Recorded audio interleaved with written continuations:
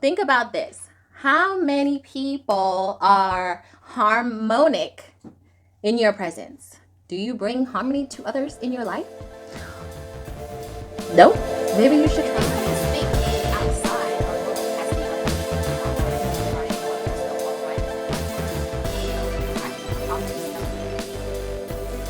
Hi, thanks for joining me today. Today we're going to talk about our fourth principle to self-development, which is harmony.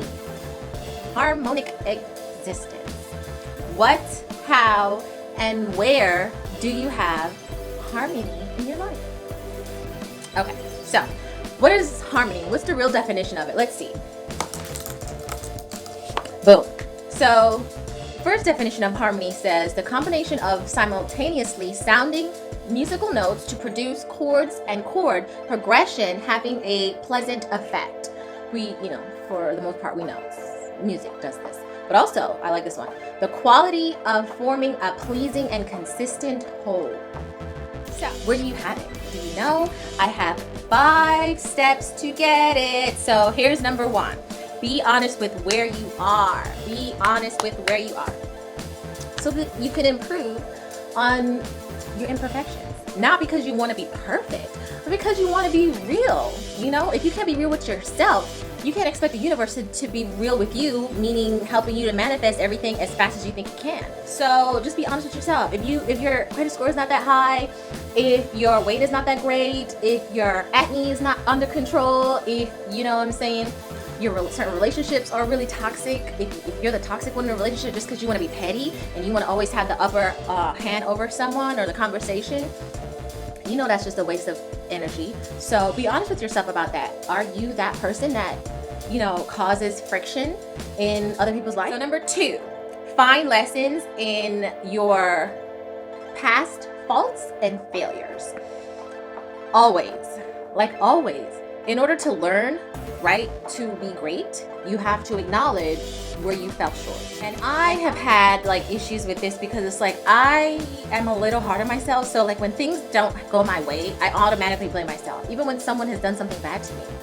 It's just something that I'm also working on. You know what I'm saying? I'm not here because I'm perfect. I'm here because I want to do this together with you. I want us to be better together. I want us to have a better perspective of ourselves going forward and being great. So yeah, just look at things that didn't work out for you and find out why. 3 reasons why it didn't work out for you, and maybe 3 reasons what you could have done differently to have a different outcome. And then see if those outcomes would have been better than the original outcome. You know what I'm saying? So if it comes up again, you'll know how to tackle it. Number 3, take responsibility on everything you've done. Everything.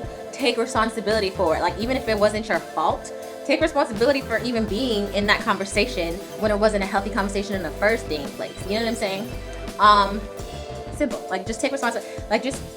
I've done this so much time, and it really just helps to minimize friction in my life. Somebody is saying being mean or whatever, or just angry about something that they think that I maliciously did.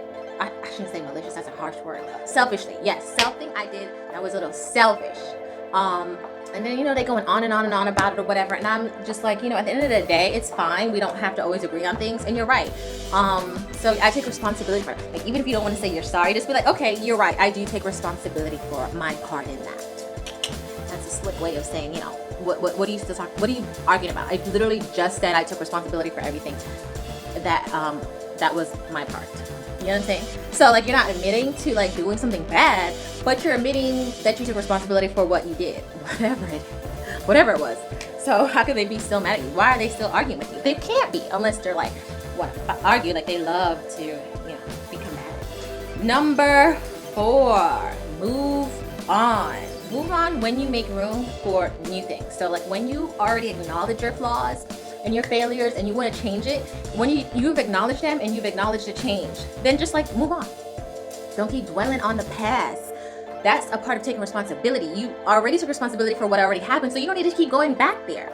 If people are around you and they just feel the need to always keep bringing up all your mistakes and all your failures and all that and all the things you did wrong in life, they're toxic because they always want you to live in that energy of being wrong and fault.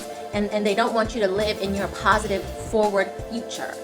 These are people that you really have to be careful with telling your ambitions to and your plans, because they don't want to see you progress. They want you to be that person that they can keep throwing that dirt in your face because you, I don't know, hurt them or something like that, or you're moving too fast ahead of them and they don't like that. So you got to watch out for that too.